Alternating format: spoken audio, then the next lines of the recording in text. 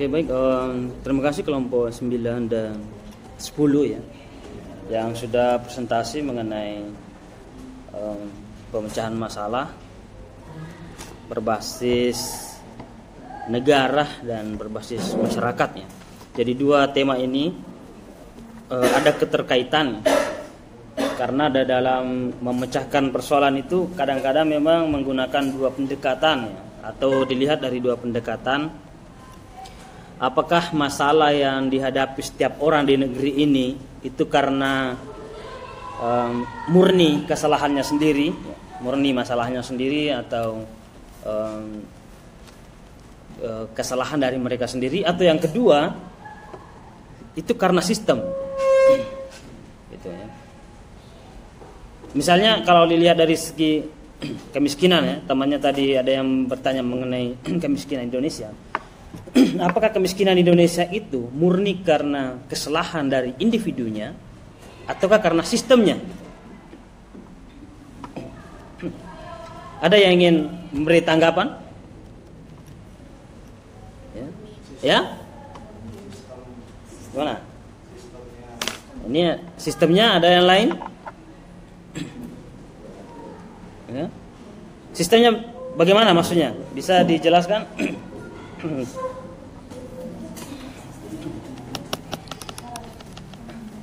Orangnya kayak yang salah sendiri ataukah sistemnya?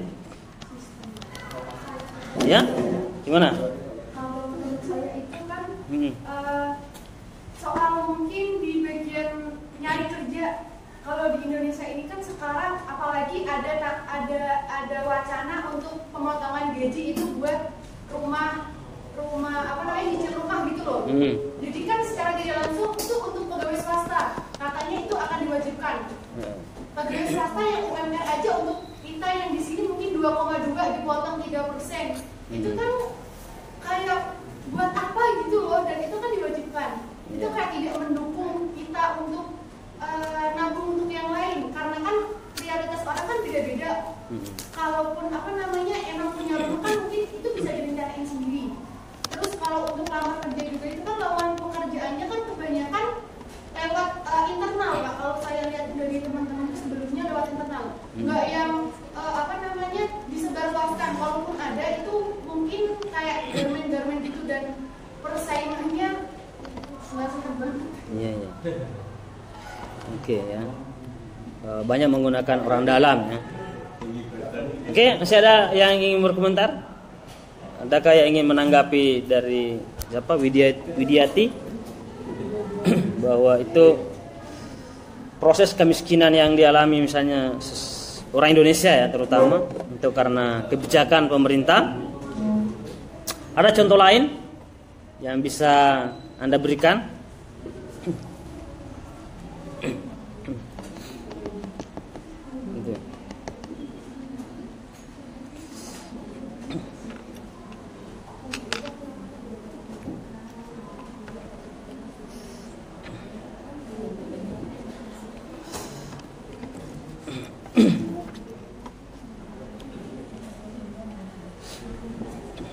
Kalau tanggapan Bapak yang mengenai kan di Salatiga sekarang nggak boleh ngasih uang ke pengamen. Nah, sedangkan kan orang-orang tuh yang mencari kerja, yang susah mencari kerja karena nggak punya orang dalam tuh kan kayak jalan satu-satunya tuh ya kayak gitu. Jadi pengamen. Pengamen juga kan ada yang berbentuk emang dia jual selama gitu, maksudnya ada usahanya. Ada usahanya, tapi ada juga yang emang ngamen semena-mena aja, misalkan baru nyanyi dikit, nyanyi sore jelek dikasih langsung pergi itu kan Lalu nggak ya, benar. apa ya namanya, nggak sesuai gitu. Tapi itu jalan satu-satunya mereka, kayak mereka tuh nggak dapat pekerjaan karena mereka nggak punya orang dalam mungkin. Jadi mereka tuh mencari jalan dengan ngamen. Sedangkan sekarang di Salatiga ini nggak boleh ngasih uang ke pengamen. Itu kan meningkatkan kemiskinan mereka juga, Pak. Iya. Itu kan salah satu kebijakan ya. Oke. Itu salah satu kebijakan pemerintah. Sebenarnya sudah lama ya. Sudah lama, bukan hanya di Salatiga, tapi biasanya secara umum di mana-mana ada tulisan di dekat lampu merah dilarang memberikan uang ya atau apa saja pada pengamen gitu. Oke, itu namanya jalur sistem. Oke. Jadi masyarakat itu di sisi lain punya kendala ya, punya kendala dari segi sistem. Apalagi sekarang wacana yang hangat dipercakapkan pada beberapa hari ini atau seminggu yang terakhir ini adalah 10 juta generasi Z itu menganggur ya. Bayangkan, dan generasi Z itu adalah generasi Anda ya. Generasi yang umur 15 sampai 24-27 tahun itu, yang lahir 1997 sampai 2012. Artinya umurnya itu sekitar 12 tahun sampai 27 tahun. Itulah yang menggeser generasi sebelumnya. Ya, generasi angkatan 60-an, generasi 80-an, generasi milenial ya. Bapak ini termasuk generasi milenial ya. Lahir 1989 itu masuk kategori milenial. Kemudian bergeser itu pada 1997, disitulah masuk generasi Z ya. Dan tentu saat ini ada dilema antara generasi saat ini dengan harapan masa depan bangsa Indonesia yang disebut 2045, 2035, 2045 adalah bonus demografi. Artinya yang banyak mengisi itu adalah generasi muda. Nah, generasi muda yang mengisi ini sangat rawan ya dengan berbagai permasalahan. Oke. Kenapa demikian? Kira-kira misalnya begini, yang terbaru naiknya pembayaran UKT atau pembayaran semester ya. Waktu Bapak kuliah dulu disebut sebagai uang semester gitu ya, SPP. Waktu itu setiap ya mahasiswa itu setiap ada isu kenaikan pembayaran kuliah itu pasti ada yang melawan, pasti ada yang demonstrasi. Mengapa? Karena dia sangat sadar betul bahwa di dalam pendidikan terjadi kapitalisme, ya, sistem neoliberalisme.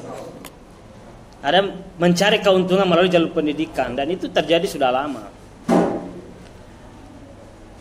Karena angkatan Bapak waktu itu memang sangat keras ya terhadap perlawanan praktek-praktek seperti itu tidak jadi naik SPP-nya. Tapi itu angkatan 2009, 2010 itu naik terus ya.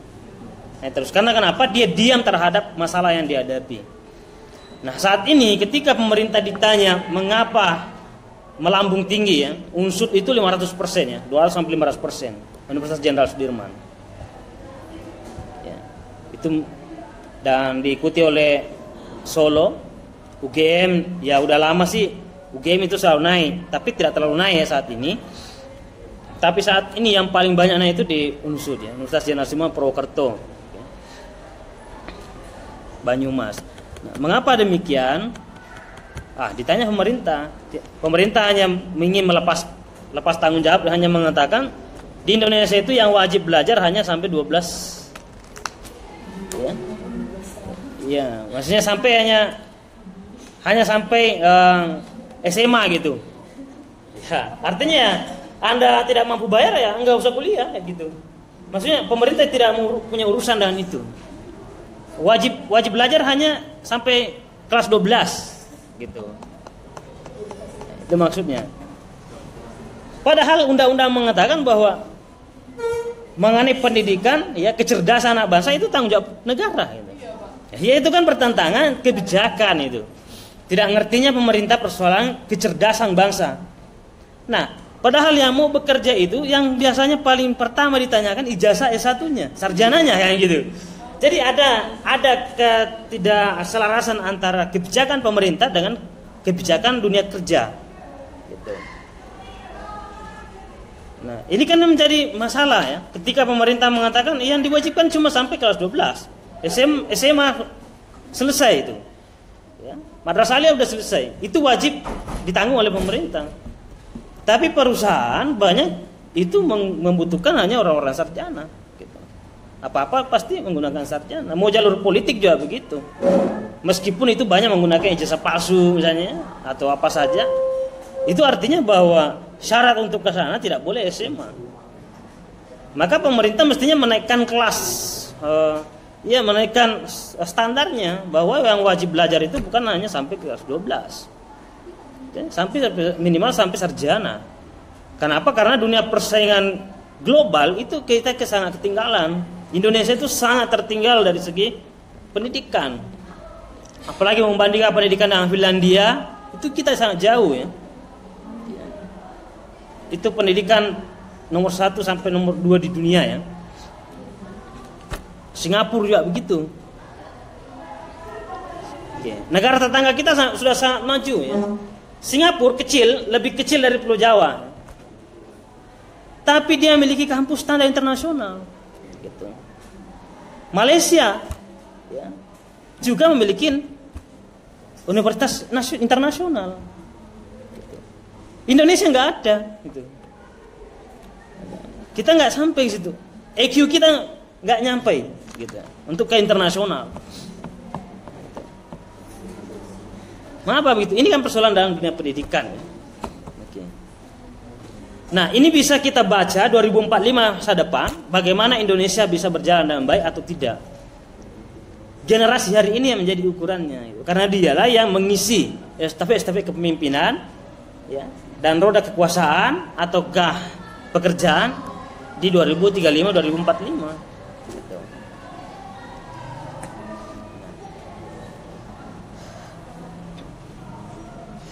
Jadi tidak bisa hanya dilihat secara personal bahwa segala masalah sosial yang dihadapi seorang itu murni dari kesalahannya sendiri.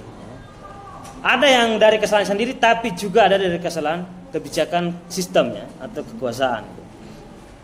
Oke. Nah, kalau misalnya dari segi pribadi,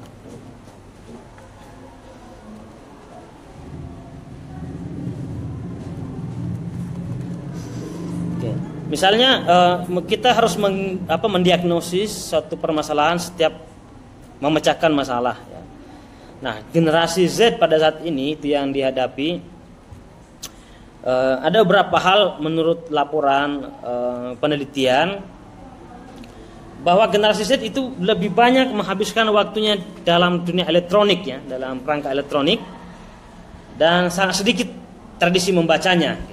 Dibanding generasi sebelumnya, generasi angkatan 60-an, 80-an.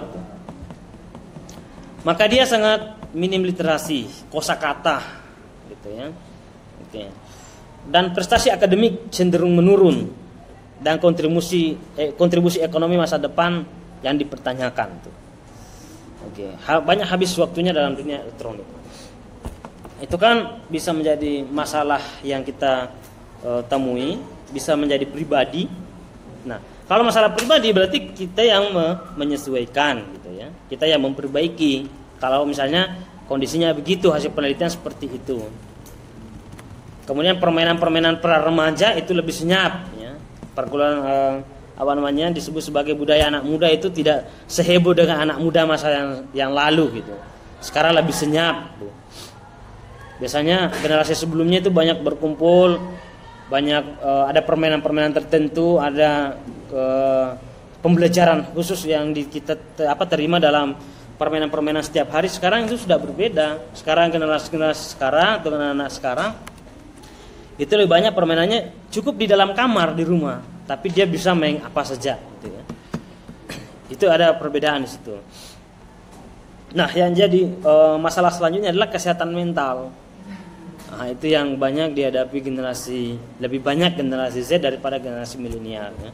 Dari segi kesehatan mental, kurang tidur, dan disabilitas intelektual katanya ya. Ada disabilitas intelektual, yang kecacatan intelektual ya, yang kadang-kadang dihadapi. Nah, itu kalau secara pribadi ya, kalau mendiagnosa secara pribadi masalah generasi Z seperti itu, maka harus dirubah secara perlahan, harus dirubah secara diri sendiri gitu. Oke. Nah, dan ada yang harus dirubah oleh kebijakan. Nah, itu yang menjadi pembahasan pada hari ini mengenai basis negara ya. Basis negara itu terutama pemecahan masalah melalui kebijakan pemerintah, mengenai berbasis masalah itu banyak cenderung kita lihat dari segi masyarakatnya itu sendiri. Jadi kadang-kadang ada masalah yang memang muncul murni dari masyarakat itu sendiri, kadang-kadang memang murni dari kebijakan, ataukah keduanya juga bisa ya. Kebijakan berjalan tidak bagus ditambah personalnya sendiri yang tidak bagus, nah itu tambah kacau ya. Misalnya frustasi tadi mau melamar pekerjaan, kemudian banyak orang dalam ya, kemudian dia tidak bisa bersaing karena misalnya tidak adil dalam itu, kemudian dia tidak berusaha. Nah padahal kan jalur-jalur alternatif lain itu bisa, maka kita diciptakan sebagai manusia yang kreatif gitu. Jangan hanya mengandalkan itu saja pekerjaan-pekerjaan yang sudah tersedia, tapi kita bisa membuat lapangan kerja sendiri. Apalagi generasi hari ini itu bisa belajar sendiri, kemudian mengembangkan dirinya gitu kan. Nah, yang dibutuhkan tentu skill yang sudah ada, tinggal pengembangan selanjutnya, terutama pengembangan bahasa. Karena bagaimanapun ke depannya bahasa merupakan punya peranan penting dalam persaingan global. Karena generasi hari ini tidak hanya bersaing untuk bangsa ini sendiri, tapi juga sudah bersaing secara global. Ya. Maka ketika tadi ada kerusuhan-kerusuhan di tempat-tempat lain, kalau di Indonesia ini sebenarnya kalau masih ada kerusuhan secara fisik itu sangat tertinggal ya. Itu sebenarnya pola lama ya. Biasanya itu dirawat karena faktor yang lain. Jadi ketika Anda melihat ada kekacauan di suatu tempat, suatu daerah di negeri ini, jangan hanya dilihat bahwa itu murni dari daerah itu sendiri. Tidak, bisa saja itu ditunggangi oleh kepentingan politik. Itu banyak yang terjadi begitu. Kita melihat bagaimana fenomena Ambon, ya, bagaimana konflik Ambon, konflik Papua, ya, konflik Poso, Aceh dan macam-macamnya. Itu tidak murni dari kesalahan mereka sendiri, tapi banyak kepentingan-kepentingan lain, termasuk kepentingan politik, gitu ya. Mereka namanya kepentingan politik itu bisa saja terus bergulir, gitu ya. Yang jadi korban adalah massa itu sendiri atau masyarakat sendiri. Maka harus ada melek politik juga. Jadi jangan mentah-mentah jurusan manajemen dakwah sudah tidak mau bicara politik, tidak mau belajar politik, tidak mau belajar sosial. Kalau tidak nanti tergilas sendiri, ya. Tergilas sendiri dari korban politik. Oke.